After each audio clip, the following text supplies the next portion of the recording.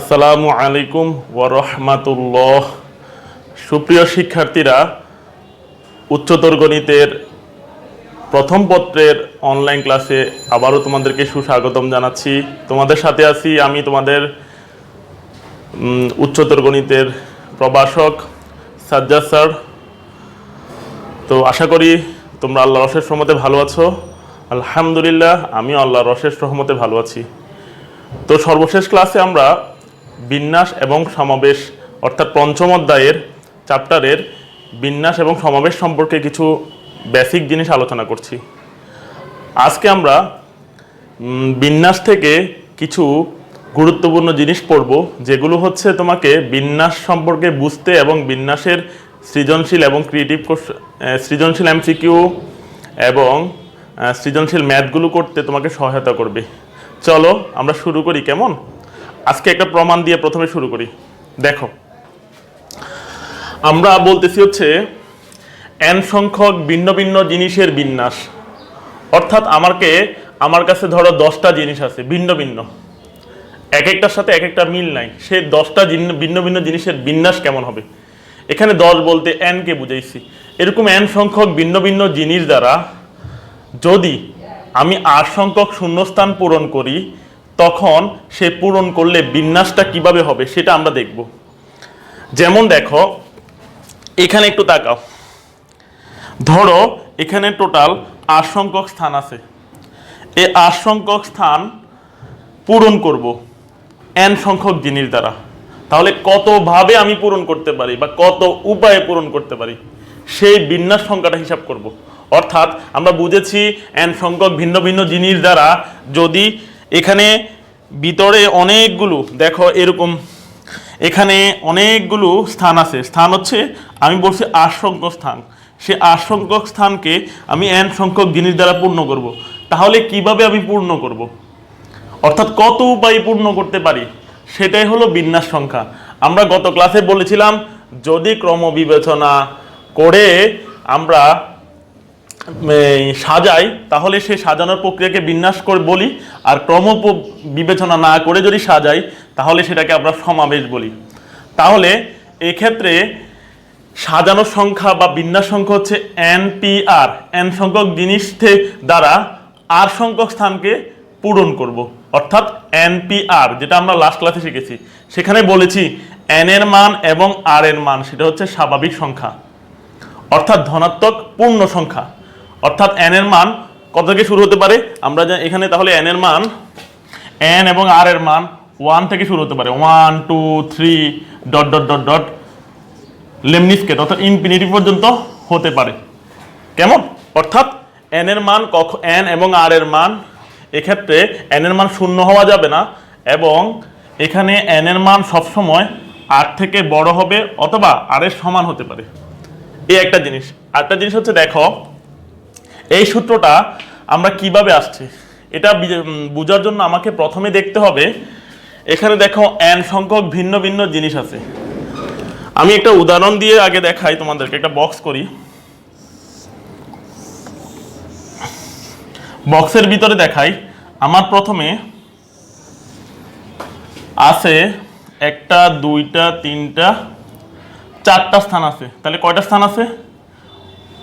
1 2 3 4। তাহলে ভালো করে দেখো, 1 নম্বর হচ্ছে n সংখ্যক ভিন্ন ভিন্ন জিনিস হতে প্রথম শূন্যস্থান। তাহলে প্রথম শূন্যস্থান হচ্ছে এটা, দ্বিতীয় শূন্যস্থান এটা, তৃতীয় শূন্যস্থান এটা, চতুর্থ শূন্যস্থান এটা।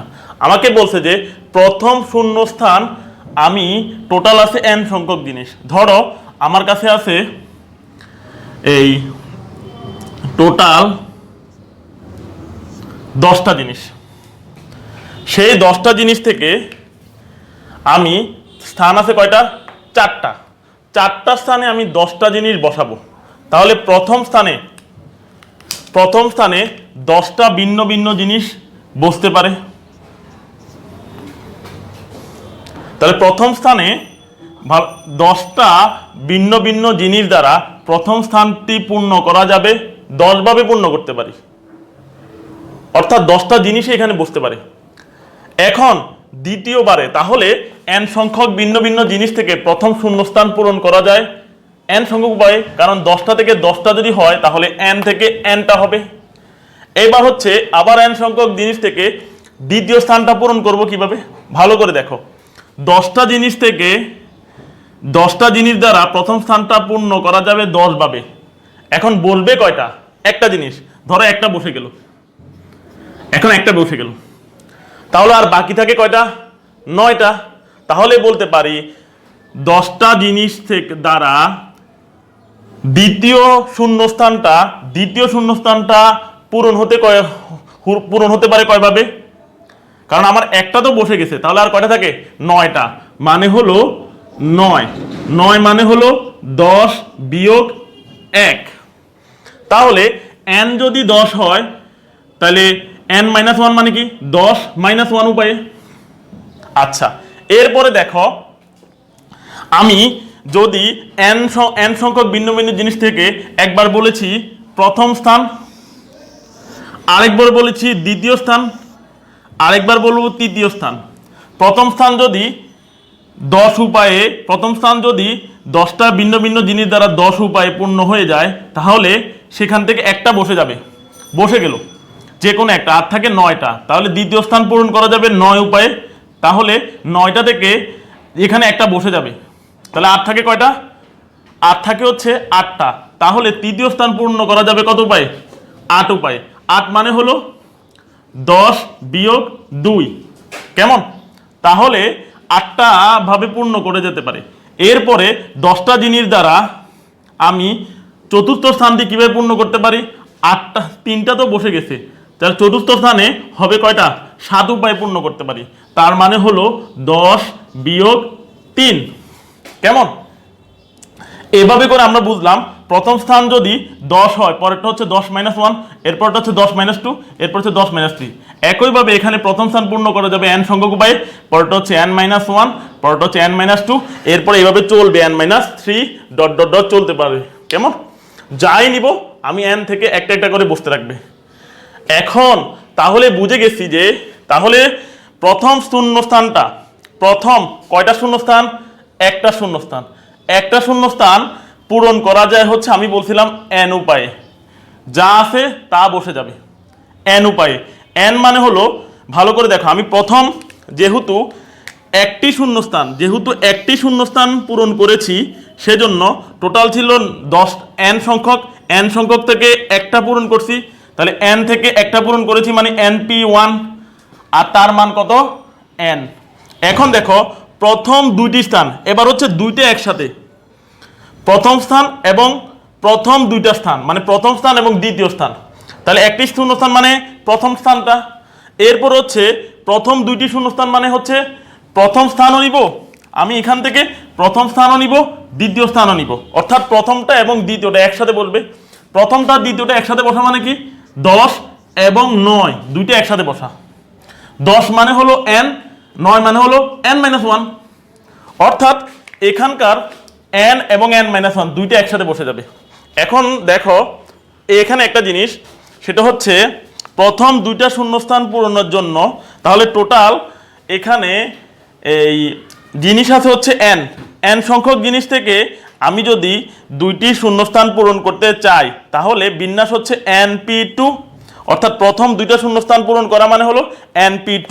সেক্ষেত্রে n সংখ্যক উপায় এবং n - 1 সংখ্যক উপায় দুইটা একসাথে চলে আসবে না, তাহলে বলতে পারি np2 মানে হলো n × n - 1, অর্থাৎ প্রথম দুইটা স্থান একসাথে পূরণ করছি। এরপরে দেখো প্রথম যদি আমি 3টা স্থান একসাথে পূরণ করতে চাই, তাহলে n সংখ্যক জিনিস থেকে 3টা স্থান পূরণ করব, তাহলে np3, n সংখ্যক জিনিস দ্বারা 3টা স্থান পূরণ করা যায়, সেটা হচ্ছে n - 1 n - 2, অর্থাৎ প্রথম স্থানটা, দ্বিতীয় স্থানটা এবং তৃতীয় স্থানটা, এই 3টা স্থান মিলে হলো প্রথম 3টা স্থান, তাহলে প্রথম 3টা স্থান পূরণ করা যায় n × n - 1 × n - 2 উপায়ে। এভাবে করে চলতে থাকবে। তাহলে টোটাল 1টা 2টা 3টা এরকম যদি r সংখ্যক জিনিস থাকে, তাহলে r সংখ্যক n সংখ্যক জিনিস দ্বারা r সংখ্যক স্থান বা r সংখ্যক জিনিস এভাবে যদি পূরণ করা যেতে পারে কত উপায়ে, সবগুলোর গুণফল। কারণ কি, প্রথম যখন n নিয়েছি, এরপর এবার n এর সাথে পরের স্থানটা গুণ করে ফেলছি, আবার n এর সাথে n-1 এর সাথে এর পরের স্থান গুণ করেছি, তাহলে এখানে n-1 n-2 এভাবে প্রত্যেকটা জিনিস কি আকারে থাকবে, গুণ আকারে থাকবে। কত সংখ্যক পর্যন্ত, যত সংখ্যক স্থান আছে ঠিক তত সংখ্যক পর্যন্ত, ঠিক আছে। তাহলে এখানে 8 সংখ্যক স্থান পর্যন্ত যারা যাবে প্রত্যেকে কি আকারে থাকবে, গুণ আকারে থাকবে। এখন দেখো n-1 n-2 এই 8 সংখ্যক উৎপাদক মানে কি, একটু ভালো করে দেখো। আমি যখন এখানে প্রথমে আমি যখন নিয়েছি হচ্ছে n, এরপরে নিয়েছি n-1, এরপরে নিয়েছি n-2, এভাবে কতটুকু যাব, 8 সংখ্যক পর্যন্ত যাব।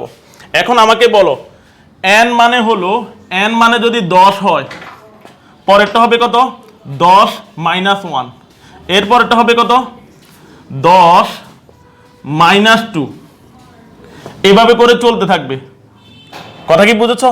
এভাবে করে যে চলবে, তাহলে শুরুটা হচ্ছে n, n থেকে আমি একবার বিয়োগ করেছি 1, n পুরো বসে গেছে, এরপর এবার n থেকে 1, n থেকে 2, এভাবে n থেকে বিয়োগ যাবে। কত সংখ্যক পর্যন্ত বিয়োগ যাবে, এখানে দেখো ভালো করে দেখো। আমি যখন এখানে নিয়েছি, যখন আমি এখানে n এর সাথে মনে মনে কত আছে, 0 বিয়োগ আছে, এরপরে আছে n-1 n-2, এভাবে চলতে থাকবে।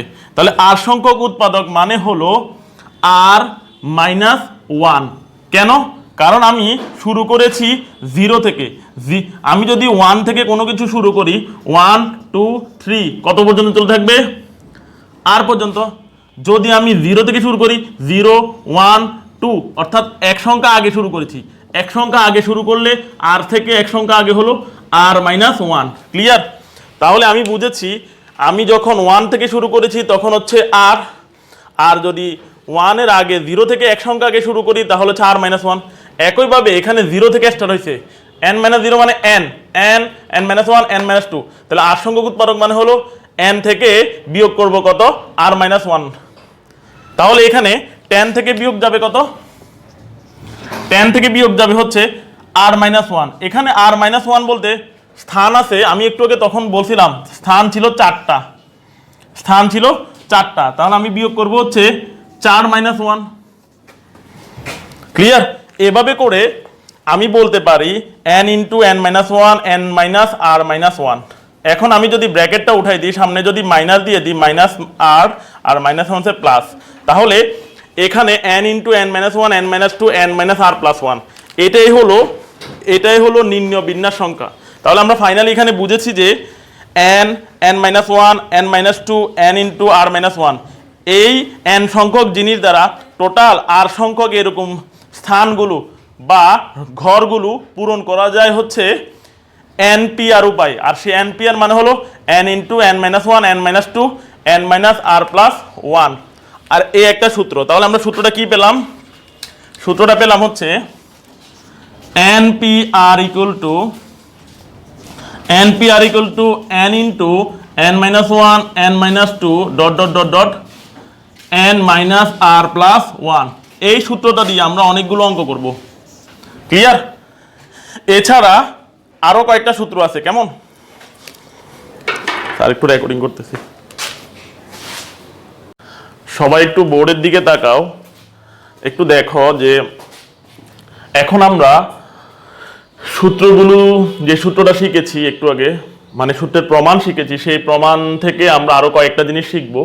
একটু দেখো, npr সমান আমি লিখেছি প্রথম সূত্রটা, সেটা হচ্ছে n × n-1 n-2 n-r+1। এখন এই সূত্রের ভিতরে আমি কি করতে পারি, এই সূত্রের ভিতরে আমি অতিরিক্ত n-r ফ্যাক্টোরিয়াল এনেছি, অর্থাৎ লবে n-r ফ্যাক্টোরিয়াল এনেছি, হরে অতিরিক্ত n-r ফ্যাক্টোরিয়াল এনেছি, লব হরকে n-r ফ্যাক্টোরিয়াল দ্বারা গুণ করেছি, অতিরিক্ত এই জিনিসটা এনেছি এটা। আর এটা যদি আনা হয়, এটাকে আমরা উপরের n-1 n-2 n-r+1 n-r ফ্যাক্টোরিয়ালকে আমরা বলতে পারি n ফ্যাক্টোরিয়াল, আর নিচে হচ্ছে n-r ফ্যাক্টোরিয়াল। তাহলে এই প্রথম সূত্রকে ভাঙিয়ে আমরা এভাবে দ্বিতীয় সূত্র পেতে পারি। তাহলে টোটাল সূত্র হচ্ছে কয়টা? দুইটা। একটা হচ্ছে npr সমান সমান n factorial divided by n minus r factorial, আর এটা তো প্রথম সূত্রটা, সেটা হচ্ছে npr সমান সমান n into n minus one n minus two dot dot dot n minus r plus one. তাহলে সূত্র হচ্ছে দুইটা। এখন প্রথম সূত্রটা যদি আমি পারি, সেখান থেকে একটু আগে যে আমরা প্রমাণ করেছি সেখান থেকে আমি দ্বিতীয় সূত্র বের করতে পারি এই নিয়মে। এখন প্রশ্ন হলো n minus one n minus two n minus r plus one n minus r factorial সমান কিভাবে n ফ্যাক্টোরিয়াল লিখে যায়। একটু সবাই দেখো, আমি যদি বলি 4 ফ্যাক্টোরিয়াল, আচ্ছা লাল কালিতে ইউজ করি তাহলে বুঝে সুন্দর দেখা যাবে। আমি যদি 4 ফ্যাক্টোরিয়াল বলি তাহলে লিখি কি 4 3 2 1 এভাবে লিখি। আচ্ছা এখন 4 ফ্যাক্টোরিয়াল যদি আমি এখানে বসাই দিই এভাবে করে লিখি, অর্থাৎ এখানে যদি 4 আমি n into n minus one n minus two dot dot dot n minus r plus one n minus r factorial, এখানে যদি আমি 4 ইউজ করি, r এর মান যদি 4 ইউজ করি, বা এখানে দেখো সাপোজ একটু দেখো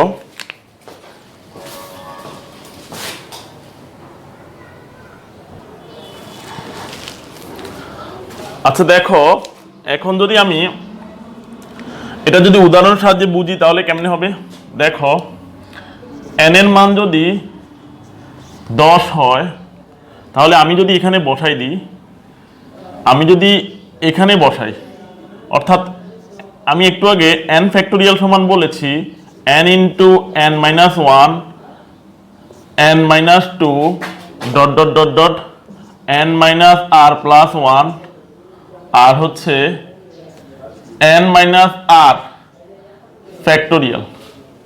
এখন যেহেতু আমি এটা বলেছি, এখন আমি যদি এখানে 10 বসাই, 10 ফ্যাক্টোরিয়াল সমান কি হবে? 10 ফ্যাক্টোরিয়াল সমান হবে হচ্ছে n এর মান আমি হচ্ছে 10 বসাচ্ছি, 10 minus one 10 minus one 10 minus two dot dot dot dot 10 minus আর এর মান কত ধরতে পারি? আর এর মান ধরলাম হচ্ছে 4, তাহলে 10 মাইনাস 4 প্লাস 1 আর থাকে হচ্ছে 10 মাইনাস 4 ফ্যাক্টোরিয়াল। তাহলে দেখো আমি কি লিখতে পারি, 10 9 8 ডট ডট ডট 10 থেকে 6 চলে গেলে হচ্ছে 4 চলে গেলে 6, 6 প্লাস 1 হচ্ছে 7, তাহলে এরপর এটা হবে 7, এটা হবে 7 ইন্টু 10 থেকে 4 চলে গেলে 6 ফ্যাক্টোরিয়াল। তাহলে 10 ফ্যাক্টোরিয়াল সমান আমি লিখতে পারতেছি 10 9 8 7 6 ফ্যাক্টোরিয়াল। যেহেতু 10 ফ্যাক্টোরিয়াল সমান 10 9 8 7 6 ফ্যাক্টোরিয়াল লিখতে পারি, তো একই রকম n minus one n minus two n minus r plus one n minus r factorial সমান n মাইনাস n ফ্যাক্টোরিয়াল বলতে পারি। ক্লিয়ার? সেজন্য আমি উপরে এই লাইনটার পরিবর্তে কি বসিয়েছি? n ফ্যাক্টোরিয়াল বুঝেছি। অর্থাৎ এখানে একটা জিনিস সবচেয়ে তোমাদের ক্লিয়ার হওয়া দরকার, ফ্যাক্টোরিয়ালের ক্ষেত্রে ক্রমান্বয়ে কমতে থাকবে, ক্রমান্বয়ে কমতে থাকবে, না হলে বাড়তে থাকবে। কি আকারে বাড়তে থাকবে বা কি আকারে কমতে থাকবে? গুণ আকারে বাড়তে থাকবে, না হলে গুণ আকারে কমতে থাকবে। যেমন আমি এখানে এটাকে লিখতে পারতাম 10 9 8 7 6 ফ্যাক্টোরিয়াল মানে হলো 6 5 4 3 2 1, এভাবে ক্রমান্বয়ে 1 পর্যন্ত যাবে। তাহলে একই রকম ভাবে 1 থেকে ক্রমান্বয়ে 10 পর্যন্ত যেতে পারে। তাহলে 10 ফ্যাক্টোরিয়াল মানে হলো 1 থেকে 10 পর্যন্ত, অথবা 10 থেকে 1 পর্যন্ত যতগুলো সংখ্যা আছে সবগুলোর গুণফল। একই রকম ভাবে n ফ্যাক্টোরিয়াল মানে হলো n থেকে শুরু করে ক্রমান্বয়ে আর সংখ্যক উৎপাদক পর্যন্ত গুণফল। সেজন্য সর্বশেষ আমি কোথায় যাব, যেমন আমি এখানে সর্বশেষ আমি এখানে 6-এ গিয়ে ফ্যাক্টোরিয়াল চিহ্ন দিয়ে দিছি। ইচ্ছা করলে আমি 6 না দিয়ে 5কেও ফ্যাক্টোরিয়াল দিতে পারতাম। তেমনি আমি এখানে n মাইনাস, এখানে দেখো ভালো করে, সর্বশেষ আমার এখানে ছিল n মাইনাস আর প্লাস 1। এই কথার মানে হলো n মাইনাস আর মাইনাস 1। ঠিক আছে, আর মাইনাস 1 এর পরবর্তী স্টেপে আমি n মাইনাস আর মাইনাস 1 এর থেকে বড়কে, আর মাইনাস 1 থেকে বড় হচ্ছে আর, কথা কি বুঝেছ? এরপরে বড়কে, এরপরে বড় হচ্ছে n মাইনাস, এরপরে বড় হচ্ছে n মাইনাস আর প্লাস 1, এরপরে বড়কে n মাইনাস আর প্লাস 2। তাহলে দেখো আমি এখানে বাড়তি n মাইনাস আর এ ফ্যাক্টোরিয়ালটা উপরে নিচে গুণ করেছি এবং তার পরিবর্তে পুরোটার পরিবর্তে n ফ্যাক্টোরিয়াল লিখেছি। এই যুক্তিতে আমি যেহেতু n মাইনাস আর প্লাস 1কে n মাইনাস আর মাইনাস 1 লিখতে পারি, এর পরবর্তী বড়কে, বড় হচ্ছে n মাইনাস আর, তার থেকে বড়কে আর মাইনাস 1 থেকে বড় হচ্ছে আর, আর থেকে বড় হচ্ছে আর প্লাস 1, আর প্লাস থেকে বড় হচ্ছে আর প্লাস 2। একই রকম ভাবে আমি যেখানে সর্বশেষ আমি এভাবে করে যেতে পারি। এখন আমার যেখানে ইচ্ছে আমি সেখানে ফ্যাক্টোরিয়াল বসাই দিতে পারি। যেমন এখানে 7 এর পরে 6 এসে ফ্যাক্টোরিয়াল বসাই দিতে পারি। ইচ্ছে করলে 6 না করে আমি 5ও বসাই দিতে পারি। ইচ্ছে করলে 5 না বসিয়ে আমি কি বসাই দিতে পারি, 4 এ ফ্যাক্টোরিয়াল বসাই দিতে পারি।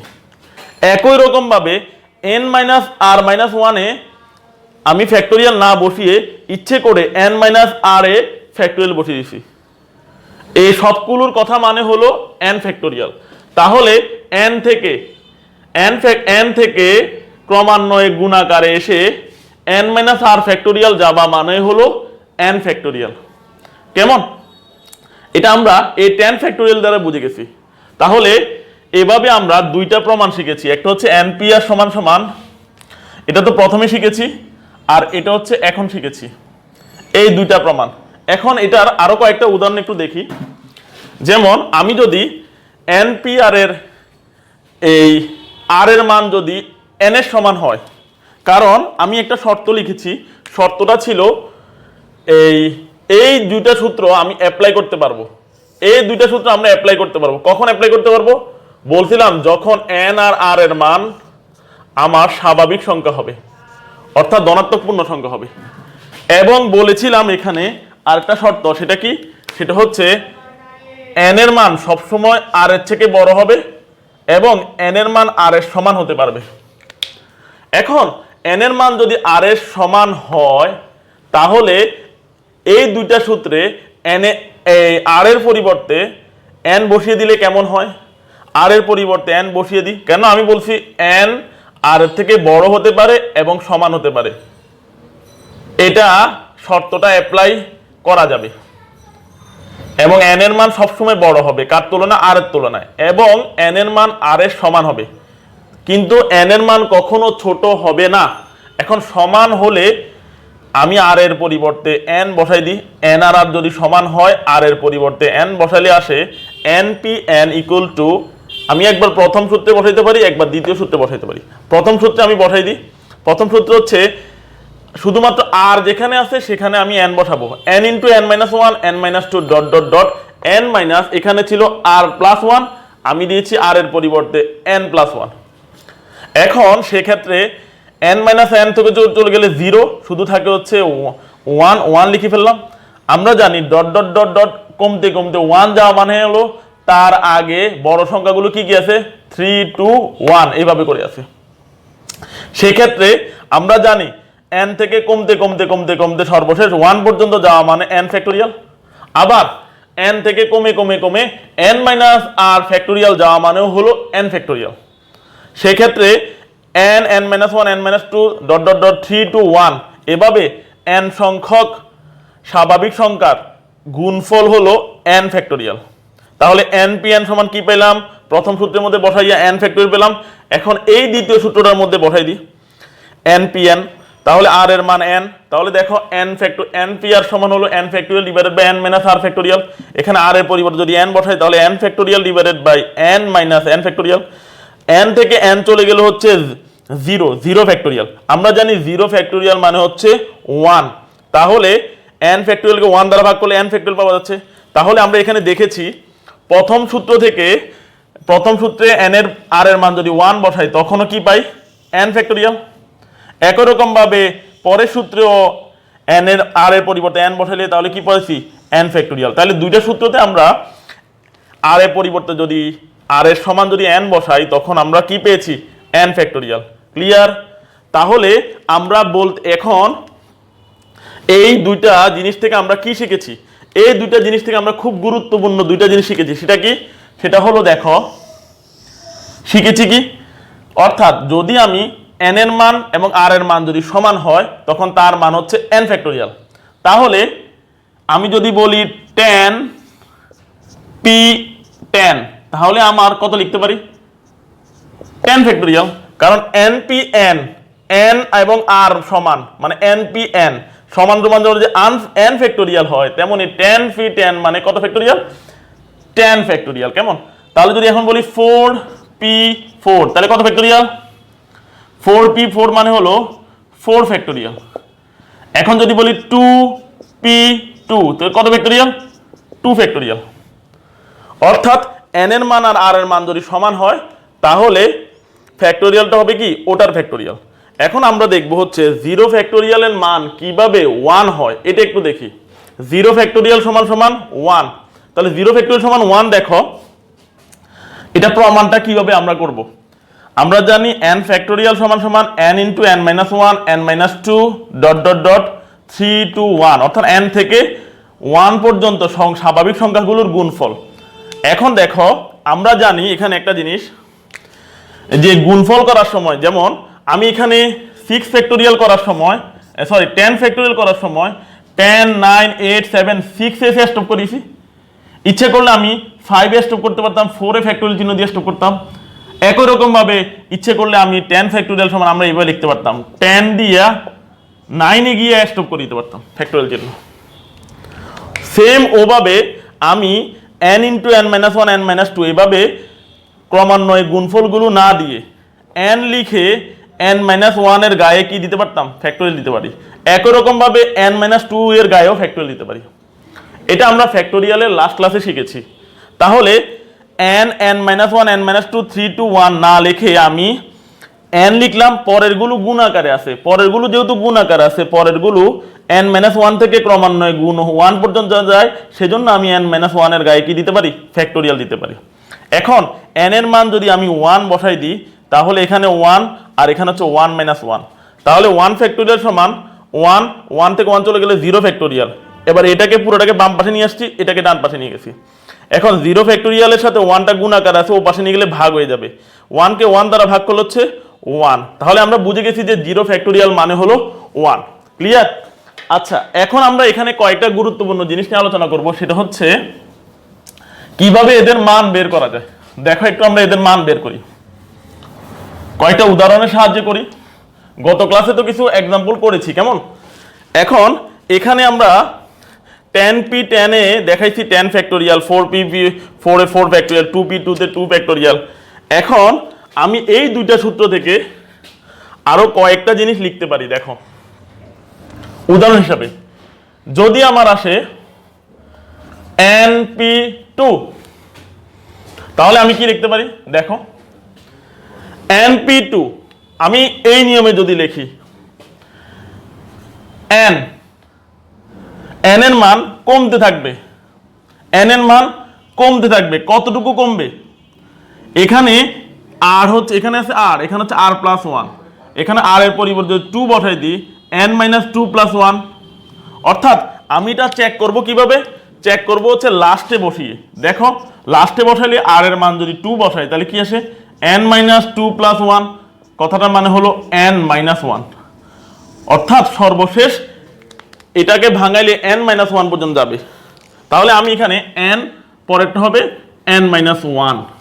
তাহলে এই কথার দ্বারা আমি বুঝেছি np2 মানে হলো n ইন্টু n মাইনাস 1, আর বাকি বাকি n-2 n-3 এভাবে হবে না কেন? কারণ নিচে হচ্ছে 2, তাহলে নিচে যেহেতু r এর মান 2, r এর মান যদি এখানে বসাই দিই 2 বসাই দিই আমি পেয়ে যাই n-1, তাই n × n-1। তাহলে এটা বুঝবো কিভাবে? np2 মানে হলো n এর মান ক্রমান্বয়ে কমতে থাকবে। কয়বার কমবে? 2 বার কমবে, মানে হলো 2টা উৎপাদক হবে, অর্থাৎ এখানে একটা উৎপাদক, এখানে একটা উৎপাদক। এখন যদি আমি লিখি np3, তাহলে n এর মান কমবে, কমতে কমতে কত পর্যন্ত যাবে? অর্থাৎ n-1 n-2 যাবে। তাহলে দেখো নিচে আছে 3, তাহলে উৎপাদক কয়টা? 3টা, একটা, দুইটা, তিনটা। ক্লিয়ার? তাহলে এই দুটো উদাহরণ দেখে বুঝেছি np2 এবং np3 মানে হলো n এর মান ক্রমান্বয়ে গুণ আকারে কমবে। কত পর্যন্ত কমবে? r এর মান যতটা হবে ততটা কমবে। এখন দেখো এখানে দেখো 2 আছে, তাহলে উৎপাদক হবে 2টা, এখানে আছে 3, উৎপাদক কয়টা? 3টা। অর্থাৎ এখানে আরেকটা জিনিস দেখো সুন্দর, সেটা হচ্ছে এখানে যেহেতু 2 আছে, 2 এর পূর্বে কে? n-1, এখানে আছে 3, 3 এর পূর্বে কত? 2, তাহলে অর্থাৎ তার আগেরটা। এখন আমি যদি এখানে বলি 2np4, তাহলে কত হবে? 2n থেকে 2n প্রথমে লিখবো, এরপরে কমতে থাকবে, কমতে কমতে কত যাবে? কমতে কমতে এখানে যেরকম 3 এর আগে 2 পর্যন্ত গেছে, এখানেও একই রকম 4 এর আগেরটা কে? 4 এর আগেরটা হচ্ছে 3, কমতে কমতে 3 পর্যন্ত যাবে। তাহলে n-1, 2n-1, 2n-2, সর্বশেষ কত যাবে? 2n-3, অর্থাৎ 4 এর আগেরটা পর্যন্ত যাবে। যেরকম এখানে r এর আগেরটা হচ্ছে r-1, মানে মাইনাসটা কমন নিলে ব্র্যাকেটের ভিতরে r-1 হয়, অর্থাৎ r-1। এখানে লিখেছি r, এখানে হয়ে গেছে, এখানে হচ্ছে মনে রাখবা, দেখো এখানে হচ্ছে যখন r নিয়েছি তার পূর্বে এখানে হচ্ছে r-1। কেমনে? আমি যদি মাইনাসটা কমন নিই ভিতরে r-1 হয়ে যায়, তাহলে যখন r এর জন্য নিয়েছি তখন হচ্ছে তার পূর্বের জিনিস r-1, তেমনি এখানে 3 এর পূর্বে হচ্ছে 2, তাহলে এখানে 4 এর পূর্বে কত? 3, তাহলে আমি কমতে কমতে কত পর্যন্ত যাব? 3 পর্যন্ত যাব। ক্লিয়ার? তাহলে এবার দেখো, তাহলে সর্বশেষ আমরা এই উদাহরণ দ্বারা কি বুঝেছি? এখানে বুঝেছি হচ্ছে যেটা n2n, দেখো এখানে 2n থাকে, সে 2n আর নিচে যদি 4 থাকে, তাহলে আমরা বুঝেছি 2n এর মান গুণ আকারে কমবে। কমবে কয়বার? 4 বার। কেন? উৎপাদক হবে 4টা। কেন? r এর মান 4 আছে, তাহলে উৎপাদক কয়টা? 4টা, একটা, দুইটা, তিনটা, চারটা। এই একটা জিনিস শিখেছি। আরেকটা জিনিস শিখেছি, যেহেতু 4 আছে তার আগেরটা কত? 3, সে 3 পর্যন্ত যাবে। অর্থাৎ তাহলে এখানে 2n গুণ আকারে কমতে থাকবে, উৎপাদক সংখ্যা হবে 4টা, এবং সর্বশেষ হবে 4 এর আগে কত? 3, সেজন্য 2n-3। তাহলে এভাবে করে আমরা উদাহরণগুলো করতে পারি। এখন যদি আমি বলি 4p3, তাহলে 4 এর মান, এই সূত্রওয়ালাকে যদি করি, তাহলে 4 এর মান কমবে কয়বার? কমবে 3 বার কমবে। একবার হচ্ছে 4, একবার হচ্ছে 3, একবার হচ্ছে 2, 3 বার কমেছে। দেখো মিলে কিনা? 3 এর আগে কত? 2। একই রকম ভাবে যদি বলি 10p6, তাহলে যদি 10p এভাবে আমি যদি 6 লিখি, 10p6 হয়, তাহলে কয়বার কমবে? 10 কমতে কমতে কয়বার যাবে? 6 বার। 10, 9, 8, 7, 6, 5, কমতে কমতে একবার, দুইবার, তিনবার, চারবার, পাঁচবার, 6 বার গেছে। এবং 6 এর আগের সংখ্যা কত? 5। যেরকম 3 এর আগের সংখ্যা 2, 2 এর আগের সংখ্যা 1, এখানে এই 4 এর আগের সংখ্যা 3, সেক্ষেত্রে আমি বলতে পারি 6 এর আগের সংখ্যা 5। মূলত এটা কিভাবে হয়েছে?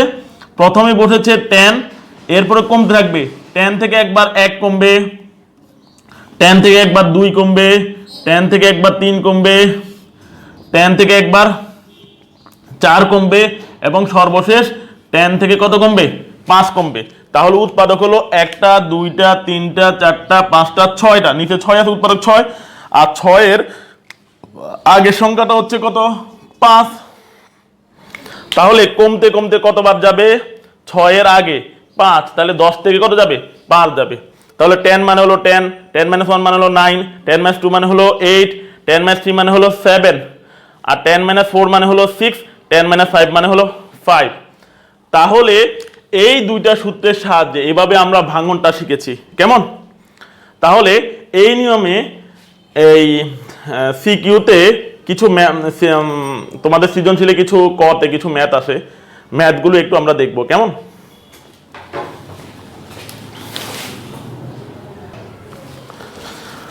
তাহলে একটা কাজ করবা তোমরা, সেটা হচ্ছে এই 7টা অঙ্কের রেজাল্ট কি হবে এটাকে আমরা দুইটা সূত্রের আলোকে শিখব। একটু আগে যে শিখেছি এন পি আর সমান সমান n into n-1 n-2 dot dot dot dot n-r+1 এবং npr সমান সমান একটা সূত্র হচ্ছে factorial n divided by n-r factorial. তাহলে এই দুইটা সূত্রের আলোকে এই সূত্র এবং এই সূত্র, এই দুইটা সূত্রের আলোকে তোমরা এই ম্যাথগুলো করবা। কেমন? এবং যেগুলো রেজাল্ট আসবে রেজাল্টটা স্যারকে কমেন্ট বক্সে দিয়ে দিবা, এবং এই আলোকে আমরা নেক্সট দিন ইনশাল্লাহ ওই 5A এর এই ম্যাথগুলো করব। এবং এছাড়াও উদাহরণে কিছু এই টাইপের ম্যাথ আছে, এছাড়াও পরীক্ষায় সৃজনশীলে কতে এই টাইপের অনেকগুলো ম্যাথ আসছে, মানে ডাইরেক্ট এটা না, এটাকে ব্যবহার করে ম্যাথগুলো করা হয়। কেমন? তো আজকের মতো এখানে থাকুক। তো ভালো থেকো, দোয়া করো ইনশাল্লাহ স্যারের জন্য। আর নেক্সট দিন ইনশাল্লাহ নেক্সট ক্লাসে তোমাদের সাথে আবার বিন্যাস নিয়ে আলোচনা হবে। সেই পর্যন্ত ভালো থাকো। আল্লাহ হাফেজ। আসসালামু আলাইকুম ওয়া রাহমাতুল্লাহি ওয়া বারাকাতুহু।